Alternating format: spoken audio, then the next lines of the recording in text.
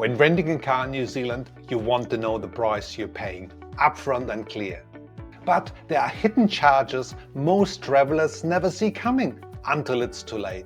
In this video, you learn about the real rental car costs, 12 surprise charges to watch out for, and 7 money-saving tips that could keep hundreds of dollars in your pocket.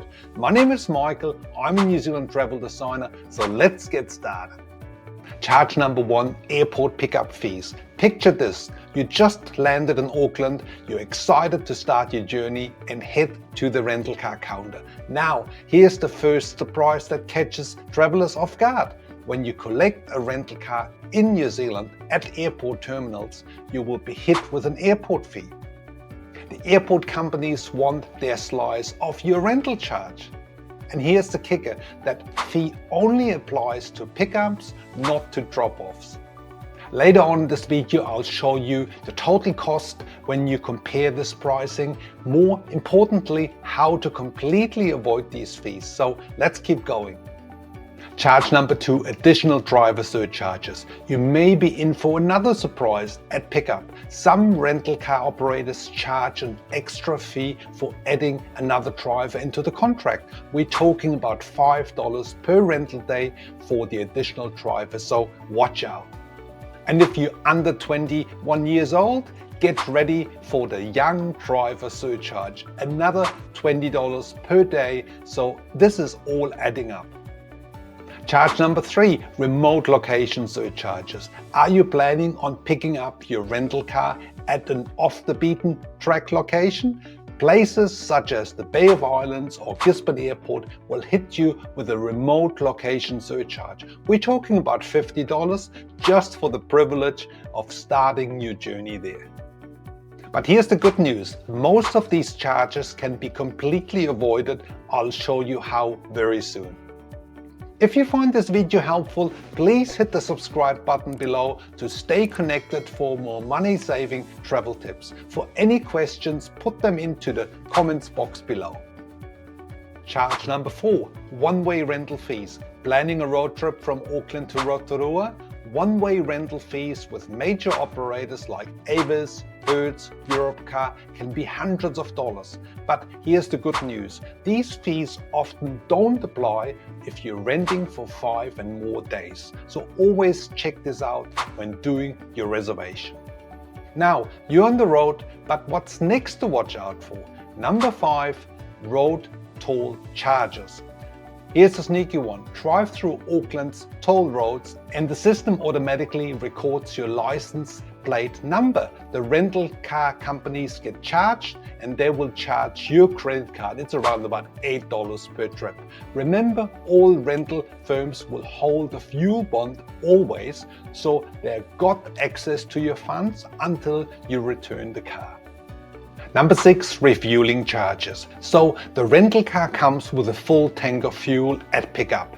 You need to return with a full tank, but you can also pay the rental car company to handle refueling when returning the car. But here's my advice, don't. Their per liter fuel charges are significantly higher than just stopping at the nearby petrol station before the drop-off. There are plenty of them around normally.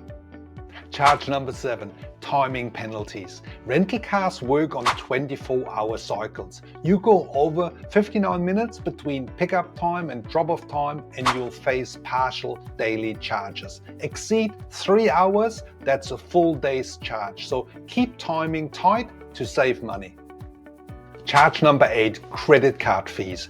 Every paid charge paid at the rental car counter comes with credit card fees, unless you have a New Zealand 𝗏𝗏𝗃 card, which most international travelers obviously don't have. Charge number 9, breakdown assistance. Optional breakdown road assistance often comes at an additional charge, though it's worth considering depending on your comfort levels and travel plans.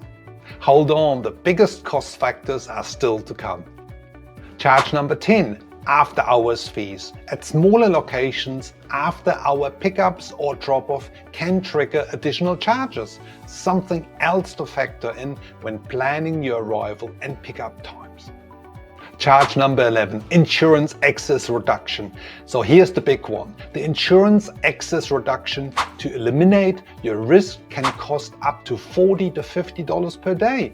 My recommendation for short rentals for just a few days, it's often worth that you have this peace of mind. But renting for weeks or months, I would check with your overall travel insurance package already covers this. You could save hundreds of dollars. Check out my other rental car video up here and link in the description box below for much more details on that. Charge number 12, ferry and location restrictions. Most of the larger rental car operators won't allow their vehicles to go on the ferries between the North and the South Island. Plus, you must return to the previously booked depot location. Change this while traveling and you're looking at serious relocation charges, $1,000 and more. So now that we covered all those potentially nasty surprises, let's focus on rental costs and my top money-saving recommendations. This is where it gets really interesting. Saving tip number 1, choose local New Zealand rental operators. This is my number 1 recommendation. Rent with the local New Zealand operators like Easy, Snap and Go Rentals whenever possible. Their rates can be literally half the cost of traditional big name operators. These New Zealand companies often have depots just a few minutes from the airports. They provide a free shuttle service and save you those airport fees and other charges we discussed. For renting a quality car with a reputable operator in New Zealand, you're looking at New Zealand $80 to $200 per day, depending on seasons, locations, vehicle size and operator. The absolute best place to check out all your rental options is the Discovery Cars comparison site. So I really recommend checking this site out as you have all the options, the operators, the car options listed with all their important policies. I've put a link in the description box below for you to check it out. Saving tip number 2, strategic pickup locations. Plan your pickup at major hubs like Auckland, Christchurch and Queenstown. You have far more rental options since the smaller operators concentrate their fleets at these locations. Saving tip number 3, avoid one-way rentals. Try to avoid one-way rentals, especially on the North Island with short 3 to 4 day trips. Instead of Auckland to Rotorua, then flying south, do the North Island loop. Returning to Auckland Airport, you'll get much better prices plus better domestic flight deals to the South Island. Tip number 4, select the right vehicle size. On the other side, don't go too small with your rental. Something like a 1.3 litre engine. You'll be struggling to try to overtake trucks on New Zealand hills, but you also don't need a 4-wheel drive for normal roads. My sweet spot recommendation, a mid-size SUV with enough power, space for luggage and room for the passengers. Saving tip number 5, travel south to north. And here's an insider tip. Start in the South Island and travel north. Most travelers go north to south, so operators offer better prices for south to north rentals to get their cars back to the north where demand is the highest. Saving tip number 6, book early. Book your rental car as early as possible. 8 to 9 months in advance is not unusual. Prices are based on supply and demand, and New Zealand rental car fleets are limited, especially during the busy summer months. An early booking can save you hundreds of dollars.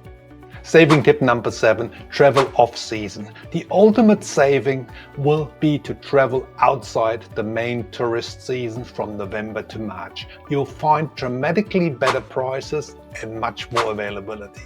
So here you have it, not just the real cost of rental cars in New Zealand, but proven strategies for significant savings. Ready for the next step? Check out my comparison video up here on traveling New Zealand with a rental car and accommodation versus with a motorhome.